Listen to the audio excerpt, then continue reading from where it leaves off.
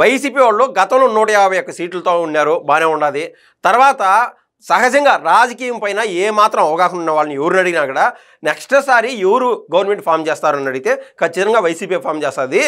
లాజికల్గా ఏంటంటే 151 ఎమ్మెల్యే సీట్లలో అంతో ఇంతో చాలామంది ఎమ్మెల్యేలు కొంతమంది మంచోళ్ళు ఉంటారు, వాళ్ళు అంతో ఇంతో అభివృద్ధి చేసింటారు కదా, లేదా ఆయా కార్యకర్తలతో టచ్లో ఉంటారు, లేదా ప్రజల్లోకి చొచ్చుకుపోయి ఉంటారు. కాబట్టి అత్యవసర మెజారిటీతో అయినా ఏ 95 110 అయినా సరే వైసీపీ గెలుస్తుంది అని చెప్పి కొంతమందికి అవగాహనతో చెప్తారు. కానీ వైసీపీ భూస్థాపితం అయిపోయింది. ఎందుకంటే ప్రధానమైన లాజిక్ నోటిదోల. మరో రకాన జగన్మోహన్ రెడ్డి గారు వాళ్ళని చంపించేయడాలు, లేకుంటే చంపించిన వాళ్ళని ఎమ్మెల్సీలు చేయడాలు, లేకుంటే స్వయంగా తన కుటుంబ సభ్యుడినే చంపేయడాలు, ఇవన్నీ చిన్న మ్యాటర్లన్నీ నేనైతే అనుకుంటా. ఏది ఆ మర్రి చెట్టు కింద పూల చెట్లు ఎట్టయితే నిలబడలేవో బతకలేవో ఆ రకాన వీళ్ళ నోటిదోలతో పోలిస్తే ఆ హత్య రాజకీయాలు అనేది చిన్నపాటిగా నేనైతే అభివర్ణిస్తాను. ఏది ఏమైనా కూడా వాళ్ళు ఓడిపోయినారు. ఓడిపోయిన తర్వాత అయినా ఏదైనా తత్వం బోధపడిందా, ఏదైనా సబ్జెక్ట్ పైన పాలసీ పైన ఏమైనా మాట్లాడుతున్నామా? వాళ్ళు ఓడిపోయిన తర్వాత అయినా సరే ఈరోజు గవర్నమెంట్లో అంతో ఎంతో చిన్నపాటి కనపడితే అంటే వెతికే కొద్దీ లూప్ హోల్స్ ఏడైనా దొరుకుతాయి. సార్ పలానా చోట తప్పు ఉన్నది, బాబు గారు ఆ రూట్లో వెళ్తున్నారు, అది రాంగు, ఇలా పాలసీల ప్రకారం మాట్లాడే వాళ్ళు ఎవడూ లేరు. కానీ యాజ్ యూజువల్ గతంలో వాళ్ళు భూస్థాపితం అవడానికి ఏదైతే కారణమైందో నోటిదోల, ఆ నోటిదోలతోనే మరోసారి ముందుకు వచ్చినారు. అందులో భాగంగా నోటిదోలలో ప్రధానమైనటువంటి వ్యక్తి ఎవరు ఉన్నారంటే మన వెంకటరెడ్డి. ఎందుకంటే గతంలో ఆయన చెప్పినాడు, ఏమన్నాడు, పలానా సీమరాజా పేరు, లేకుంటే ఈ కిరాకార్పి పేరు, చేబ్రోల్ కిరణ్ గారు, ఇట్లా పేర్లు ఎవరెవరికో చెప్పి ఆయన ఏమన్నాడు, రేపు ఎలక్షన్లో గెలిచిన తర్వాతనే ఒక పక్క కౌంటింగ్ కంప్లీట్ అవుతూ ఉంటుంది, 88, 89, 90 మ్యాజిక్ ఫిగర్ టచ్ అయితేనే మీకు 500 mm రాడ్లు దింపేస్తాము అని చెప్పి వీళ్ళందరి పేర్లు చెప్తూ చాలామంది పేర్లు చెప్తూ వచ్చాడు ఈ వెంకటరెడ్డి. తర్వాతనే ఇతనికి అధికార ప్రతినిధి ఇచ్చినారు. అధికార ప్రతినిధి ఏదో ఒక పదవి ఇచ్చినట్టున్నారు వైసీపీలో. ఏది ఏమైనా అక్కడ ఈయన బాధ ఏంది, గతంలో బైరెడ్డి సిద్ధార్థ రెడ్డి అప్పుడు జగన్మోహన్ రెడ్డి గారు ప్రతిపక్షంలో ఉన్నప్పుడు లాస్ట్ మినిట్లో పార్టీలో జాయిన్ అయినాడు. తర్వాత బైరెడ్డి సిద్ధార్థ రెడ్డికి ఒక మంచి పదవి అంటూ ఇచ్చారు, స్పోర్ట్స్ అథారిటీ చైర్మన్ గాను అట్లా ఇచ్చారు, శాప్ చైర్మన్ గా. తర్వాత బైరెడ్డి అనే అతను రోజాని అడ్డుగా చేసుకొని అంటే మంత్రి లాలూచిపడి 240 కోట్లు 219 కోట్లు ఏదో కుంభకోణం చేసేట్టున్నాడు. అది కూడా వెలికి తీసేటువంటి పరిస్థితి. రేపు ఇటువంటి అవకాశాన్ని నేను వినియోగించుకొని ఒకవేళ జగన్మోహన్ రెడ్డి గారు ప్రభుత్వంలోకి వస్తే ఆ రేంజ్కు మనగడ పోవాలని చెప్పి ఈయనంటూ ప్రయత్నం చేస్తూనే ఉన్నాడు, పాకులాడుతూనే ఉన్నాడు. ముఖ్యంగా సాక్షికి సంబంధించినటువంటి ఈశ్వర్ని అడ్డు పెట్టుకొని ప్రతిరోజు వాళ్ళు ఏమేమి మాట్లాడుకుంటారో మనకు తెలియదు. కానీ ఆ యొక్క ఏదైతే వాళ్ళ సెట్టింగ్లో కూర్చోంటారో ఒకటే చెక్క భజన. ఒక పక్క ఈయన, మరో పక్క కేఎస్ ప్రసాద్, ఇంకా ఆయన ఈశ్వర్ అయితే అంత అమాయకంగా అడుగుతాడు క్వశ్చన్లు. ఏది ఈ వీడియోలో కూడా చూస్తే అర్థమవుతుంది మీకు. ఒక క్వశ్చన్ అడుగుతాడు, 2 ఎకరాల నుంచి అన్ని కోట్లన్నీ అంత అమాయకంగా ఉదరగొట్టేటువంటి సాక్షి ఈశ్వరు ఏమి తెలియనట్టు అంత అమాయకంగా అడుగుతాడు. సరే వీడియోలోకి అయితే వెళ్దాం. చంద్రబాబు నాయుడు గారికి కూడు కూడా పెట్టట్లేదు అని చెప్పి బయట వార్తలు తెలుగుదేశం వల్లే మాట్లాడుకుంటున్నారు. చంద్రబాబు నాయుడు గారు ఈ వయసులో నారా లోకేష్, భువనేశ్వర్ గారు, బ్రాహ్మణ్ గారు ఇంట్లో ఇబ్బంది పెడుతున్నారు. తెల్లారగట్ట ఏమన్నా అర్థమా? ఈ మతుండి మాట్లాడుతున్నాడా, మతిలేక మాట్లాడుతున్నాడా? ఎన్నిసార్లు ముఖ్యమంత్రి అంత అపురూపంగా చూసుకుంటారు చంద్రబాబు నాయుడు గారిని. అంతెందుకు మొన్న ఎక్కడైనా సరే నెలకు ఒకసారి ప్రతి స్కూల్కి విజిట్ చేయడాలు ఇటువంటి కార్యక్రమాల్లో భాగంగా కూడా ఆయన తిన్నటువంటి ఎంగిలి ప్లేట్ ఏదైతే ఉంటుందో దాన్ని కూడా తీసుకెళ్ళి నారా లోకేష్ గారు ఆయన పక్కన పెట్టేటువంటి పరిస్థితి. అది ఆయన పైన ఆయనకు ఉన్నటువంటి గౌరవం. అది కాకుండా ఈయన మాట్లాడేటువంటి మాట చూడు, నారా లోకేష్ గారు బాగా చూసుకోవట్లేదంట, ఆయన కోడలు బాగా చూసుకోలేదంట. అన్నా గుర్తుండాది, ప్రతి ఎవరు మర్చిపోయేటువంటి పరిస్థితి కాదు. ఆ రోజు నారా చంద్రబాబు నాయుడు గారు జైల్లో ఉండి పూర్తి స్థాయి ఇబ్బందుల్లో ఉంటే that's a Jack point Nara Lokesh గారు. ఆయన జైల్లో ఉంటే సింపతి మొత్తం ఎవరికి వస్తుంది? నారా లోకేష్ గారికి వస్తుంది. యాజ్ ఇట్ ఈస్ మీరు కావాలంటే గుర్తు చేసుకొని చూడండి. ఆ రోజు రాజశేఖర రెడ్డి గారు ఏదైతే మరణం సంభవించిందో తద్వారా దాన్ని అడ్డు పెట్టుకొని సింపతి గెయిన్ చేశాడు జగన్మోహన్ రెడ్డి. ఆ తదుపరి జరిగినటువంటి ఆ బై ఎలక్షన్స్లో దాదాపు 18 కూడా గెలిచినటువంటి పరిస్థితి మనం అయితే గమనించినాం. ఎవరు మర్చిపోయినటువంటి తీరు. సో నారా చంద్రబాబు నాయుడు గారు కన్నా ఎలక్షన్ టైంలో జైలు నుంచి కన్నా బయటికి కన్నా రాకుండా ఉంటే భారీ మెజారిటీతో టీడీపీ గెలిచేది, 100% గెలిచేది. దాంట్లో ఏ మాత్రం అతిశయోక్తి కాదు, సంశయం కూడా అవసరం లేదు. ఓపెన్ లాజిక్ ఎవడు చెప్పినాడో ఇటువంటి మాట నేను చెప్తున్నా. అక్కడ నారా లోకేష్ గారు అందరూ అంటూ ఉంటారు కదా, ఈ మధ్యకాలంలో కూడా అంటాను ఉన్నాం, నారా లోకేష్ గారు అబ్బా హైబా ఆయన తెలివితేటలే వేరు అని చెప్పి. అంత తెలివితేటలు లేకుండా ఈ ఎత్తగాడు చెప్పేడు మాదిరా ఏమన్నా కుళ్ళు కుతంత్రాలు ఉంటే బాబు గారిని జైల్లోనే ఉండిచ్చినంటే నారా లోకేష్ గారే కదా ఆటోమేటిక్గా సీఎం అయింటాడో. దాంట్లో ఏమన్నా డౌటా ఎవరికన్నా? No doubt at all. అలా కాదు, తండ్రిని ఎంత భిన్నైనా బయటికి తీసుకురావాలా ఆయన ఏ తప్పు చేయలేదని చెప్పి నిజాయితీగా ఆయన పోరాడినాడు. ఒక పక్క యోగాలను పాదయాత్ర చేస్తూ ఉంటే కనీసం ఆడు కుర్చీ పెట్టుకుంటే ఆ కుర్చీ కూడా లాక్కున్నాడు. ఏది వెహికల్లో పైన నిలబడుకొని మాట్లాడుతూ ఉంటారు, లేకుంటే స్టేజ్ పైన మాట్లాడుతూ ఉంటారు. అన్నీ ఏ మాత్రం అవకాశాలు లేకుండా రోడ్డు పైన కూర్చొని మరి బాబు గారి కోసం సంఘీభావం ప్రకటించినటువంటి వ్యక్తి నారా లోకేష్ గారు. అయినా తండ్రి కొడుకుల మధ్య అంత బంధాన్ని ఎంత హీనంగా ఏది కొంతమంది ఉంటారు, వీళ్ళ బ్యాచ్లో కొంతమంది స్వయంగా ఇప్పుడు ఈయన సాక్షిలో ఉన్నాడు కాబట్టి మాట్లాడుతున్నాడు కాబట్టి ఒక్కసారి సాక్షి సంబంధించినటువంటి ఒక ఎగ్జాంపుల్ చెప్తా. గతంలో 3-4 నెలలు ఉంటుంది. ఈ 3-4 నెలలకు ముందు ఒక వార్త అంటూ వచ్చింది. ఏమని? ఆంధ్రాలో ఒక వార్త, తెలంగాణలో ఒక వార్త. ఈ ఒక్క కుటుంబానికి సంబంధించి ఆ కుటుంబంలో ఒక ముసలాయన చచ్చిపోయినాడు, 80 ఏళ్ళ ముసలాయన. ఆయన ఎందుకు చచ్చిపోయినాడు అంటే ఓయమా నెక్స్ట్ నెల నాకు పెన్షన్ ఇచ్చారో ఈరో అని చెప్పి చచ్చిపోయినాడంట ఆ ముసలాయన. అది ఆంధ్రాలో రాశారు వార్త. ఎగ్జాక్ట్ బోర్డర్, ఆ బోర్డర్ దాటితే తెలంగాణ. ఆడిపోయి ఆయన వేరే వాళ్ళు టీ తాగుతూ ఉన్నారు, చూచే వాళ్ళు బిత్తరపోయినారు. ఒరే ఆడేమో ఆయన పెన్షన్ రాలేదని చచ్చిపోయినాడు అంటున్నారు. ఏడ చూచే వాళ్ళ కుటుంబ కలహాల వల్ల ఆయన మనస్తాపంతో ఏదో మందు తాగేసి చచ్చిపోయినాడు అని చెప్పి ఆడ రాసినటువంటి వార్త. అంటే తెలంగాణలో రాజకీయ చైతన్యం ఎక్కువ ఉండదని, ఏడేమన్నా మన ఆంధ్రాలో ఏమన్నా గుర్రులా ఉండేది? ఏమన్నా చదివేటువంటి సబ్జెక్టులు ఇదంతా పేపర్ చదివేవాళ్ళు ఏం అర్థం కాదా? బుర్రలేవా మనకేమన్నా? ఏడ రాసిన వార్తే ఆడ అంత చండాలంగా అంత వక్రీకరించి రాసేటువంటి వీళ్ళ తీరు, వీళ్ళ మాటలు చెప్తున్నారు, మనం నమ్మాలా? అది మన దౌర్భాగ్యం. సోఫాలో పడుకుంటున్నాడని మీ సోషల్ మీడియాలోనే వస్తున్నాయి. మరి దాని మీద సోఫాలో పడుకున్నాడంట, అంటే ఇంట్లో బెడ్రూమ్లో తాగులేదని సోఫాలో పడుకున్నాడంట. ఆయన అసలు ఈరోజు హైదరాబాద్లో ఉన్నాడా, విజయవాడలో ఉన్నాడా, అసలు ఢిల్లీలో ఉన్నాడా? ఎవడికి అర్థం కానటువంటి పరిస్థితి. ఒక్క నిమిషం కూడా తీరిక లేకుండా బతుకుతా ఉన్నాడు చంద్రబాబు నాయుడు గారు. దానికి మనం జారిపడాలా, దానికి ఆయన సంఘీభావం చెప్పాలా. ఆయన ఆరోగ్యం కోసం మన వంతు మనం ఎప్పుడైనా గుడి వినప్పుడు సార్ మా రాష్ట్ర ముఖ్యమంత్రి అయినటువంటి నారా చంద్రబాబు నాయుడు గారు 10 కాలాల పాటు బాగుండాలని చెప్పి మనం కూడా దేవుడిని కోరుకోవాలా. ఈ రోజు కూడా వైస్ ప్రెసిడెంట్ అయినాడు రాధాకృష్ణ గారు, ఆయనతో పాటు తిరుమలని సందర్శిస్తున్నారు నారా చంద్రబాబు నాయుడు గారు. ఈ రోజు కూడా ఏ నిమిషం తీరిక లేకుండా నిరంతరం ప్రజల కోసం బ్రతుకుతానే ఉన్నారు చంద్రబాబు నాయుడు గారు. అటువంటి ఆయనంట అవకాశం లేక సోఫాలో పడుకున్నాడంట. ఆయన వేసుకునేటువంటి ఉంగరం గమనించారు ఎవరన్నా? నారా చంద్రబాబు నాయుడు గారు. అంటే ఆయన బీపీ ఏ రేంజ్లో ఉంది, ఆయన షుగర్ లెవెల్స్ ఏ లెవెల్లో ఉన్నాయి, లేదా ఆయన హెల్త్కి సంబంధించినటువంటి కండిషన్ ఎలా ఉందని చెప్పి ప్రతి నిమిషం అనునిత్యం మానిటర్ చేసేవాళ్ళు ఒకరిద్దరు ఉంటారు సిస్టమ్ ముందు కూర్చొని. అంటే నారా చంద్రబాబు నాయుడు గారు హెల్త్ కాన్షియస్ అటువంటి వ్యక్తి అంట. పైన తావు లేకుండా పోయి సోఫాలో పడుకుంటున్నాడంట. ఎవరైనా చెప్పేదానికన్నా ఒక అర్థం ఉండాలా, ఒక తీరు ఉండాలా. వినేదానికి ఏమన్నా మాటలు కూడా తడబడుతున్నాయి. ఎందుకంటే ఇటువంటి బేస్లెస్ బెకార్ లాజిక్లతో మాట్లాడాలంటే ఇట్లా వాళ్ళతో దిగజారి మాట్లాడాల్సి వస్తుంది. ఇటువంటి వాళ్ళకి మళ్ళీ అధికార ప్రతినిధులు ఏదో పోస్టులు ఇచ్చేట్టున్నారు. దాన్ని బట్టి మీరే అర్థం చేసుకుంటారు. నేనైతే ఆశపడుతున్నానండి. ఏదైతే రామారావు గారికి ఎలా వెన్నుపోటు పొడిచారో, వెన్నుపోటు పొడిచినప్పుడు చంద్రబాబు నాయుడు గారితో పాటు భువనేశ్వర్ గారు, బాలకృష్ణ గారు అందరూ భాగస్వాములుగా ఉన్నారు. అలానే ఇప్పుడు మీకు కూడా వెన్నుపోటు పొడిచి కుర్చీలు లాక్కోవడానికి ఇదే మీ ఫ్యామిలీ. అంటే నేను చెప్పే మాటల్లో ఏం చెప్తున్నానంటే, గతంలో రామారావు గారికి వెన్నుపోటు పొడిచారు. ఆ సమయంలో నారా భువనేశ్వర్ గారితో ఉన్నారు.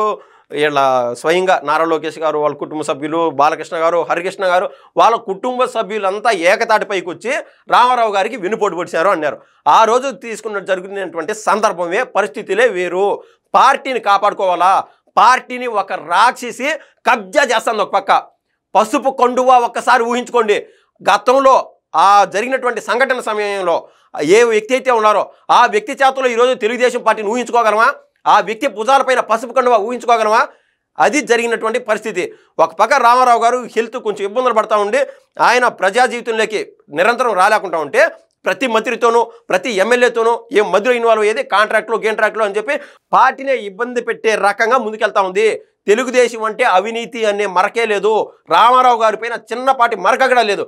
అటువంటి వ్యక్తికి వెన్నుపోటు పొడిచే విధంగా చేసినటువంటి హీనురాలు రాక్షసి ఒకరిని దూరం పెట్టాలన్నటువంటి జరిగినటువంటి ప్రయత్నం అది. కాబట్టి కుటుంబంలో ఎవరన్నా సరే రామారావు గారికి వెన్నుపోటు పొడుచున్నారు మీరు చెప్తున్నారు, దానికోసం కుటుంబంలో ఒకరిద్దరైనా రామారావు గారి పక్షాన్ని ఉండాలి కదా. అలా జరగల. రామారావు గారు వినే పరిస్థితిలో లేరు. కుటుంబ సభ్యులంతా రామారావు గారికి అనేక సార్లు చెప్పి చూశారు. కుటుంబం అంతా ఏకతాటిపైకి వచ్చిందంటే మంచి వైపు నిలబడినారు తప్ప ఆ రాక్షసి ఉన్న సైడు వాళ్ళు నిలబడలేదు. అది వేరే సందర్భం. కానీ సరే, ఇంకా ఈయన మాట్లాడినటువంటి మాటలు మెంబర్స్ అందరూ ఆల్రెడీ డిస్కషన్ నడుస్తా ఉంది.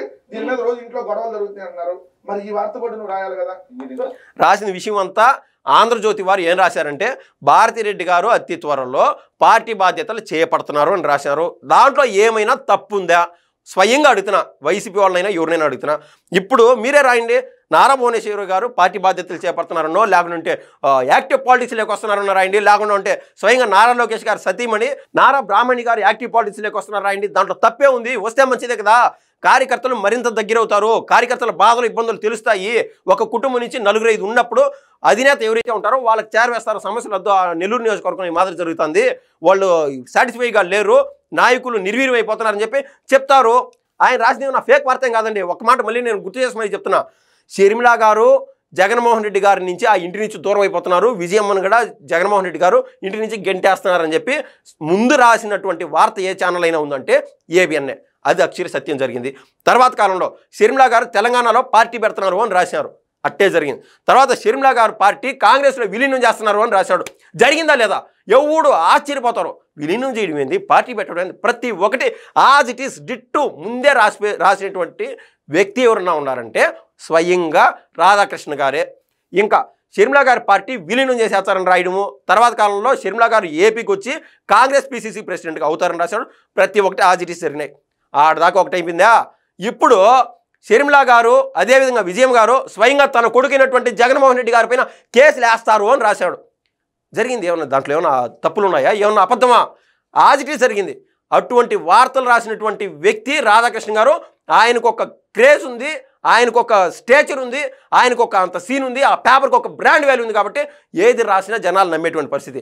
దానిపైన ఇతను ఎందుకు డాబర్ మీద మాత్రం ఏదేదో వాగడమో మాట్లాడిన దాంట్లో నాకు అర్థం కాని విషయం ఏంటి, చంద్రబాబు నాయుడు గారు ఏదో ఇబ్బంది పడిపోతున్నారు ఫ్యామిలీలు, ఎక్కడ మీ వార్తలు, ఎక్కడ సమాచారం? ఎక్కడేంటి సార్? ఆంధ్రప్రదేశ్ రాధాకృష్ణ అంతకుముందు అనేక సందర్భాల్లో రాశారు, మధ్యలో సెటిల్మెంట్లు చేసి అత్తాకోడలు అంతకుముందే విడిపోయారు, అత్తాకోడలు విడిపోయినాక మళ్ళీ ఇప్పుడు అత్తాకోడలు కలిసి ఏమన్నా సిగ్గు మానం ఉండే మాటలు మాట్లాడాలా? సరే, ఇక్కడ దాకా పాపం సాక్షి ఈశ్వరన్ అయితే మనం ఏమనే పరిస్థితి కాదు. లేకనే ఆయన అమాయకంగా మనం ఎట్టయితే అదేంది అట్ట అంటున్నావు భువనేశ్వర్ గారు, లేకుండా అంటే నారా లోకేష్ గారు సతీమణి వీళ్ళెవరు బాబు గారిని బాగా చూసుకోవట్లేదు అంట అని చెప్పి ఆయన అమాయకంగా అడిగినాడు. ఈయన చెప్పడం చూడు, స్వయంగా రాధాకృష్ణ గారు రాశాడంట గతంలో అత్తకోడల మధ్య పడట్లేదు ఈ మాదిరి. ఏం వార్తలు ఎక్కడన్నా ఒక్క బిట్టేనో చూపిండి, లేదా మీ సోషల్ మీడియాలో చూపిండి ఆడన్నా. మీ ఎందుకు రాస్తున్నారు అట్లా అబద్ధాలు ఎందుకు రాస్తున్నారు? దానిపైన ఇతను మళ్ళీ చర్చ పెట్టడము పెద్ద ప్రజలకి ఉపయోగపడేది మెయిన్ స్ట్రీమ్ మీడియా అంటే. దాంట్లో 7:30కో 8కో ఆ టైంలో వస్తూ ఉంటుంది డిస్కషను. అట్లాంటి టైంలో పాలసీలపైన మాట్లాడాలా. ఎర్రగడ్డలో ఏదో ఆనియన్స్ రేట్ అంటున్నారు కదా, ఆ రేట్లు ఎంత, ఈ మాత్రం మా కాలంలో అంతునింది, ఈ కాలంలో ఎందుకు పెంచలేకున్నారు, రైతులు ఇబ్బంది పడుతున్నారు, దానిపైన మాట్లాడరు. ఎందుకంటే అసలు ఎర్రగడ్డలనే ఏదో తెలియదు లేని కొంతమందికి పొటాటో పాయ అనేటువంటి మాటలు మీరు అదే వార్తను తీసుకొని ఈరోజు అందరూ మర్చిపోయినారు. తెలుగుదేశం సోషల్ మీడియా కావచ్చు, తెలుగుదేశంకి సంబంధించినటువంటి ఏదైనా వేరే మీడియా కావచ్చు, వాళ్ళు కూడా గుర్తు చేసి పొటాటో పాయ గురించి మాకైతే తెలీదు అని ఒక్కసారి రాస్తే బాగుండు. అటువంటి వార్తలు చేయరు. వాళ్ళ ఇంట్లో వాళ్ళు కింద పడినారంట, వాళ్ళు ఆడికి పోలేకున్నారంట, నిద్రలే లేకున్నారంట. ఏంది వార్తలు? సీఎం కుర్చీ కోసం ఏదైతే చంద్రబాబు నాయుడు గారిని దించాలి, నీకు వయసు అయిపోయింది, నువ్వు ఏది పడితే అది మాట్లాడుతున్నావు, ఇంకా రేపు పొద్దున మళ్ళీ జగన్ గారు అధికారంలోకి వస్తే జీవితంలో లోకేష్ అనేవాడు ఎమ్మెల్యేగా కూడా గెలవడు, ఇప్పుడే ఏదో ఒకటి 2 ఏళ్ళు, 1 సంవత్సరం, 3 ఏళ్ళు ఇప్పుడు ఇచ్చేస్తే కనీసం మాజీ ముఖ్యమంత్రి అన్నటువంటి హోదా ఉంటుందని చెప్పి అంటున్నారు అనేది ఈరోజు జరుగుతుంది. అందుకని అన్నా ఇందాక మనం చెప్పినట్టు రాజశేఖర్ రెడ్డి గారు ఎక్కడైతే మరణించారో, మరణించిన తర్వాత ఆ యొక్క భౌతిక కాయము ఇంటికి చేరేలోపు జగన్మోహన్ రెడ్డి గారు తల్లడిల్లిపోయి ఉండాల యాక్చువల్గా. లేదా డైరెక్ట్గా పలానా చోట పౌరాల గుట్టలో ఇది జరిగింది అన్నప్పుడు ఆయన హైదరాబాద్లో లోటస్ పాండ్లో ఉన్నట్టున్నాడు. అక్కడి నుంచి స్వయంగా కర్నూలు వరకైనా వెళ్ళున్నారు కదా. తండ్రి ఒక చోట ఇబ్బంది పడి ఉన్నాడు, ఏది కర్నూలు జిల్లాలో, దరిదాపులేకైనా వెళ్ళున్నారు కదా. ఆడ ఏదైతే కనీసం సీన్ రీకన్స్ట్రక్ట్ అయింది, సరే ఎక్కడైతే విమానం పడిపోయిందో అక్కడికైనా పోయి ఉండాలి కదా, దరిదాపుల్లోకి. అది ఏమి జరగల. ఆయన ఏం చేస్తున్నాడు, లోటస్ పాండ్లో ఉండి ప్రతి ఒక్క తెలంగాణకు సంబంధించినటువంటి అనేక మంది ఎమ్మెల్యేలతోనూ, ఆంధ్రాకు సంబంధించినటువంటి అనేక మంది ఎమ్మెల్యేలతోనూ, ఏవేనో ప్రజారాజ్యానికి సంబంధించినటువంటి కొంతమంది ఎమ్మెల్యేలు ఉంటే వాళ్ళతో కూడా మాట్లాడి చిరంజీవి గారి వద్దకు కూడా పోయి ఆ యొక్క డిస్కషన్ పెట్టినటువంటి పరిస్థితిలో ఎందుకురా అంటే వాళ్ళకైనా సంతకాలు పెడితే సోనియా గాంధీ మన రాష్ట్రానికి రాకముందే ఈయన ముఖ్యమంత్రి అయిపోవాలా. అది ఓవరాల్ లాజిక్. అట్టా అంటే అధికారం కోసం పాకులాడుపడేటువంటి పరిస్థితులు, అటువంటి మనుషులు మీరు. నారా లోకేష్ గారు అలా లేరు, 100 ఏళ్ళైనా మీరే ఉండాలి నానా అని నారా చంద్రబాబు నాయుడు గారికి ఎల్లప్పుడూ నారా లోకేష్ గారి యొక్క ఏదైతే దీవెనలు అంటారో ఏమంటారో తెలియదు కానీ ఆయన నిండు మనసుతో ఆయన ఎప్పుడూ ఆయన ఇన్స్పిరేషన్గా తీసుకుంటూనే ఉంటాడు. కానీ మన రాష్ట్రానికి ఏం కావాలా అని చెప్పి నిరంతరం ఆలోచించేసేటువంటి వ్యక్తి నారా లోకేష్ గారు. స్వయంగా ఇప్పుడు ఒక మాట చెప్తున్నా, ఈ మధ్య కాలంలో డిప్యూటీ చీఫ్ మినిస్టర్ అనేది ఒక లాజిక్ వచ్చింది ఒక 4-5 నెలల ముందు. అందరూ ఒక పక్క కళ్యాణ్ గారిని, ఒక పక్క నారా లోకేష్ గారిని అడుగుతా ఉంటే నారా లోకేష్ గారిని డిప్యూటీ చీఫ్ మినిస్టర్ అవుతున్నారంటే నాకు ఏ పదవిపైన నాకు ఆశ లేదు.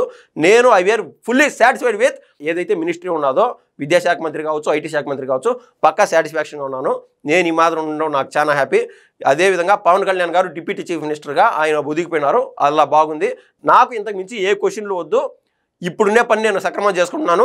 ఈ పనినే చేయలేనంత పక్కా అంత బిజీ ఉన్నది. గతంలో జరిగినటువంటి 5 ఏళ్లలో ఏదైతే ఆ దాడులు, దారుణాలు, దాష్టీకాండాలు జరిగినాయో, ముఖ్యంగా విద్యాశాఖకు సంబంధించి పిల్లలు ఎవరైతే బడికి రాకుండా కూడా వాళ్ళ పేర్లు రాయడం, వాళ్ళ పేర్ల మీద నిధులు వదిలేయడము, ఆ నిధులు ఎవరు ఖాతాలోకి పోతాయి తెలియనటువంటి పరిస్థితి.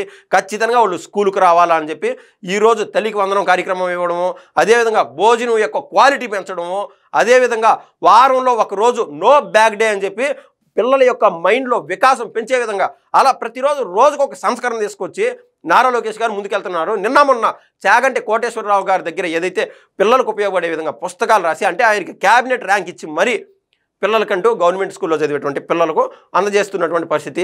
ఈవెన్ అంటే ఒకరు మంచి చేస్తూ ఉంటే మరో మంచి ఆటోమేటిక్గా తోడవుతుంది. ఈవెన్ చాగంటి కోటేశ్వరరావు గారు కూడా ₹1 కూడా తీసుకోలేదంట. అది ఇంకా హ్యాట్స్ ఆఫ్. ఈ సందర్భంగా ఆయన కూడా హ్యాట్స్ ఆఫ్ అంటూ తెలుపుతున్నా. ఈ రకాన బిజీగా ఉంటే ఈయనకు సీఎం పదవి కావాలని చెప్పి పాకులాడుతానంట. జగన్మోహన్ రెడ్డి టైపు కాదు సార్ నారా లోకేష్ గారు, అది వేరే రకం, అది వేరే బ్రాండ్. ఢిల్లీకి నారా లోకేష్ ప్రతిసారి వెళ్ళి మోడీ గారు అందరినీ కలిసి వస్తున్నారు అనేది మీరందరూ చెప్తున్నారు. భవిష్యత్ నాయకుడు అని చెప్పి మీరే ప్రమోట్ చేసుకుంటాం దానికోసం అని చెప్పి అంటున్నారు. ఆ వార్తలన్నీ రాయాలి కదా. ఆ వార్తలను ఎందుకు రాయు నువ్వు?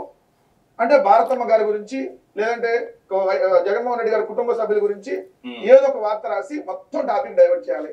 ఒకటి క్లియర్ గా చెప్తున్నా, మీరు అనుకున్నట్టుగా ఏం టాపిక్ దాంట్లో ఇందాక మనం చెప్పినట్టు భువనేశ్వరి గారో, లేకుండా ఉంటే భారతమ్మో, లేకుండా ఉంటే ఈవెన్ నారా లోకేష్ గారు సత్యమణి నారా బ్రాహ్మణి గారు రాజకీయాలకు వస్తారని రాయడం ఏమన్నా తప్ప, దానిపైన ఈ చర్చ చూడండి. అతను జగన్మోహన్ రెడ్డి గారు జైలుకు వెళ్ళాడు, జగన్మోహన్ రెడ్డి గారు బెయిల్ రద్దు కాదు, మీరు అన్న అక్రమాస్తుల కేసులు రోజు అని మీరు పెట్టింది అక్రమాస్తుల. ఈ సందర్భంగా ఆయన జగన్మోహన్ రెడ్డి గారిని ఉద్దేశిస్తూ ఆయన ఎప్పుడు ఇంకా అరెస్ట్ కాడంట, అది ఇదేని మాట్లాడుతున్నాడు. అరెస్ట్ కానప్పుడు, భయం లేనప్పుడు రోజు బెయిల్ కోసం ఎందుకు పోతున్నారు, డిశ్చార్జ్ పిటిషన్లు ఎందుకు వేస్తున్నారు? ఎవరికి అర్థం కాదా? ఆంధ్ర రాష్ట్రంలో ఉండే వాళ్ళకి ఎవరికి ఏమైనా మెదడులో బుర్ర లేదా, ఏమన్నా గుజ్జు లేదంటారా, నాలెడ్జ్ లేదనే? సో భయం లేనటువంటి వ్యక్తి ఇన్నిసార్లు డిశ్చార్జ్ పిటిషన్ ఎందుకు వేస్తున్నాడు? దాదాపు 32, 33 ఈడీ కేసులు, సిబిఐ కేసులు జగన్మోహన్ రెడ్డిని ఎత్తిన వేలాడుతూనే ఉన్నాయి. సరే, ఈయన జగన్మోహన్ రెడ్డి గారు తప్పు చేయలేదు అని చెప్పి ఈయన ఏదో సర్టిఫికేట్ ఇస్తున్నాడు కదా. ఆయనకి దాదాపు 12 ఏళ్ళు అయింది నాకు తెలుసా బెయిల్ వచ్చి, లేదంటే జైలుకు పోయి. ఆ కాలం నుంచి కూడా ఈ రోజుటి వరకు ఏ కేసైనా జగన్మోహన్ రెడ్డి గారి పైన కొట్టేసినారా అని నేను అడుగుతున్నా. ఒక్క కేసైనా. ఆయన అంత మంచోడు, అంత ఆయన చెప్తాడు కదా నేను అమాయకుడిని, సాత్వికుడిని అన్నట్టు, అంత తోడైతే ఒక్క కేసన్నా పోయి ఉండాలి కదా అంటున్నా. ఇన్నాళ్ళు కోర్టుల చుట్టూరు తిరగకుండా ఆ లాయర్ని ఈ లాయర్ని పెట్టి మేనేజ్ చేసుకుంటా ఆయన బతుకు జీవుడో అంటూ ఆయన జీవితాన్ని వెళ్ళబుచ్చుతూ ఉన్నాడు జగన్మోహన్ రెడ్డి గారు.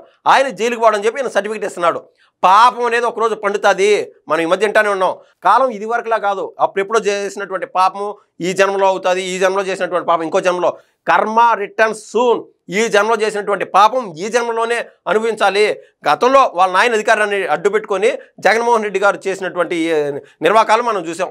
దాంతో ఏమన్నా అంటే బాలకృష్ణ గారి సినిమాలో ఒకటి ఉంటుంది, జగపతి బాబు గారిని ఉద్దేశిస్తూ నేను పలానా అవకాశం ఇచ్చినానో మారుతాం అనుకున్నా మారలే, మళ్ళీ అవకాశం ఇచ్చినా మారుతాం అనుకున్నా మారలే, ఇంక ఉపేక్షించేది లేదన్నట్టు.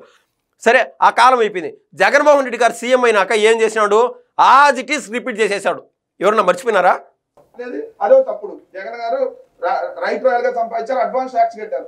మీలాగా 2 ఎకరాల నుంచి రాలా జగన్మోహన్ రెడ్డి గారు. రైట్ రాయల్ గా 2 ఎకరాలు అన్నదమ్ముడు కలిసి. నారా చంద్రబాబు నాయుడు గారు సీఎంగా ఉన్నప్పుడు జగన్మోహన్ రెడ్డి గారు చేసినటువంటి అప్పులకి తట్టుకోలేక ఏం చేశారు? హైదరాబాద్లో ఏదైతే ఇల్లు ఉన్నదో గవర్నమెంట్కి సంబంధించినటువంటి అది బిల్డింగ్ అయితే దాన్ని అమ్ముకోవడానికి పర్మిషన్ అడిగితే నారా చంద్రబాబు నాయుడు గారు ఆ సమయంలో పర్మిషన్ ఇలా నాకు 2 నెలలు టైం పడుతుంది, దీనిపైన కూలంకషంగా ఆ సర్టిఫికేట్లో అన్ని చడ్డామని చూడాలని చెప్పి ఆయన టైం అడిగినాడు. అంటే ఆ పరిస్థితుల నుంచి రాజశేఖర రెడ్డి సీఎం అయిన తర్వాత 1-2 సంవత్సరాల్లోనే కోట్లాధిపతి అయిపోయినాడు. ఉన్నట్టుండి 84 లక్షలు ఆ రేంజ్లో ఒకే సంవత్సరానికి ట్యాక్స్లు కట్టి అంత రేంజ్లోకి వెళ్ళిపోయినాడు. కోట్లు ఆర్జించేశారు. అసలు జీరో ఇన్వెస్ట్మెంట్తో సాక్షి పెట్టడం అంటే ఇంకా అది కొసమెరుపు. దాన్ని బట్టి అర్థం చేసుకోవచ్చు. దాన్ని ఇది అంటారు ఇన్సైడ్ ట్రేడింగ్ అని చెప్పి. ఇన్సైడ్ ట్రేడింగ్ కావచ్చు, లేకుంటే సూట్ కేస్ కంపెనీలు పెట్టి కావచ్చు, ఎవరికో ఒకరికి లబ్ధి చేకూర్చడం, బ్లాక్ మనీ వేరే రూట్లో వీళ్ళకి సాక్షిలోకి పెట్టుబడులు రావడం, లేకుండా అంటే వేరే వాటిలోకి సండూర్ పవర్ కావచ్చు, ఇటువంటి వాటిలో పెట్టుబడులు తీసుకురావడం. అలా జగన్మోహన్ రెడ్డి సంపాదించినటువంటి డబ్బులు తప్ప ఇంకా ఈయన అంటున్నాడు కదా చంద్రబాబు నాయుడు గారి గురించి 2 ఎకరాల ఆసామి దేశంలో కల్లా రిచెస్ట్ సీఎం ఎట్టయినాడని చెప్పి ఇంకా ఆయన మాట్లాడినటువంటి తీరు చూద్దాం, దానికి సమాధానం చెప్దాం. జగన్ గారు రైట్ రాయల్ గా సంపాదించారు, అడ్వాన్స్ ట్యాక్స్ కట్టారు. మీలాగా 2 ఎకరాల నుంచి రాలా జగన్మోహన్ రెడ్డి గారు. రైట్ రాయల్ గా 2 ఎకరాలు అన్నదమ్ముడు కలిపి చంద్రబాబు నాయుడు గారు 2 ఎకరాలు 2 ఎకరాలు ఉంటే ఈ రోజు రిచెస్ట్ సీఎం అవుతారు. రిచెస్ట్ కొంచెం 2 ఎకరాలు ఉన్న వ్యక్తి రిచెస్ట్ సీఎం అవుతారు దేశంలోనే అవుతాడు. చూడండి, అంటే డిస్కషనే మార్చే విధంగా అది ఏం జరిగింది. సరే, బాబు గారు అవినీతి పరంగా సంపాదించాడు, లాస్ట్ 5 ఏళ్ళు మీరు ఏ గుడ్డి గాడిది పళ్ళు దొంగతున్నారు అనేది నా క్వశ్చన్, ప్రధానమైన క్వశ్చన్. అసలు బాబు గారు ఆయనకు ఉన్నటువంటి టాలెంట్ బట్టి గతంలో ఆయన చదువుకునేటువంటి సమయం నుంచి కూడా ఆ యొక్క కాలేజీల్లోనూ ఈవెన్ యూనివర్సిటీలోనూ చిన్నపాటి అంటే లీడర్గా ఎదిగి చంద్రగిరి నుంచి ఎమ్మెల్యేగా ఎన్నికవడం, తర్వాత మంత్రి అవడం, తర్వాత ఎవరైతే రామారావు గారు కంట్లో పట్టడం, తర్వాత ఆయన కూతుర్ని బాబు గారికి ఇవ్వడం, ఇలా చెక్క ఆయన టాలెంట్ వల్ల జరిగిపోయినాయి. తర్వాత కాలంలో ఏమైంది, 1996 ఆ సమయంలో ఎంతసేపు నేను పాలిటిక్స్లో బిజీగా ఉంటున్నానో ఇంటి ఖర్చులకైనా కావాలా అంటే మనం ఈరోజు చేసేటువంటి ఏదైతే మనం విత్తనం నాటుతామో భవిష్యత్తులో ఒక చెట్టు అయ్యి మనకు నీడనిస్తుందని చెప్పి 1996 ఆ ప్రాంతంలో ఏం చేశాడు, ఈ యొక్క హెరిటేజ్ని స్థాపించి గవర్నమెంట్ నుంచి ఏదైతే బ్యాంక్ నుంచి లోన్ తీసుకొని లోన్కి ఆ ఈఎంఐలు పాడు కట్టుకుంటా ఈ యొక్క హెరిటేజ్ని అన్ని రాష్ట్రాలకు విస్తరించారు.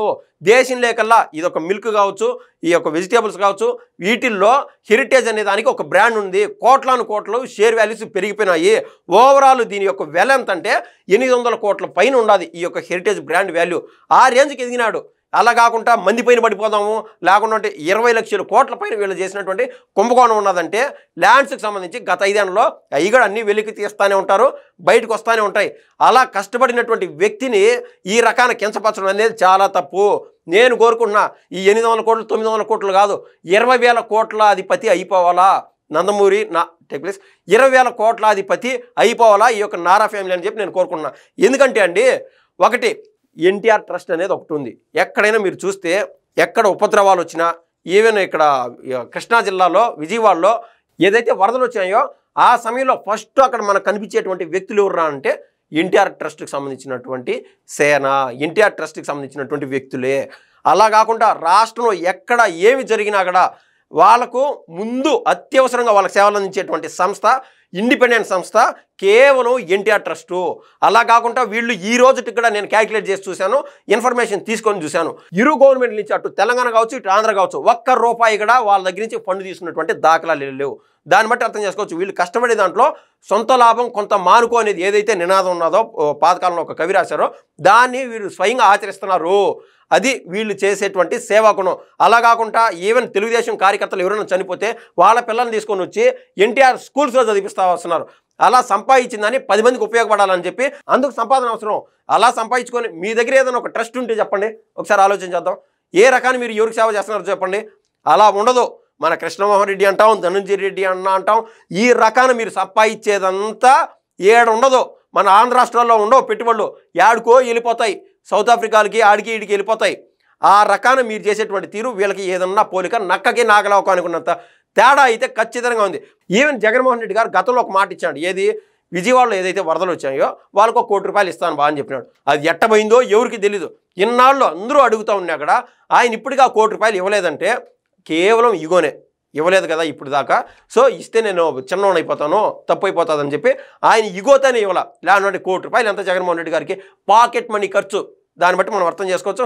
నేను ఎందుకన్నానంటే పాకెట్ మనీ ఖర్చు అని చెప్పి, గతంలో తాడేపల్లి ప్యాలెస్లో వాళ్ళు తిన్నటువంటి ఎగ్ పఫ్లు ఖర్చు, లేకుంటే ఎలుకలు ఏదో కుట్టేసినాయి అన్నారు కదా, ఏది మందుని పాడు కొట్టేసిన దాంట్లో 13 కోట్లు 9 కోట్లు ఇలా పేపర్లో రాసి చూపించారు. అటువంటిది ₹1,00,00,000 ఎంత జగన్మోహన్ రెడ్డి గారికి ఎప్పుడు ఇచ్చిండకూడదు. ఇలా సేవ చేసేటువంటి వ్యక్తుల్ని ఇలా కించపడడం అనేది నీచము.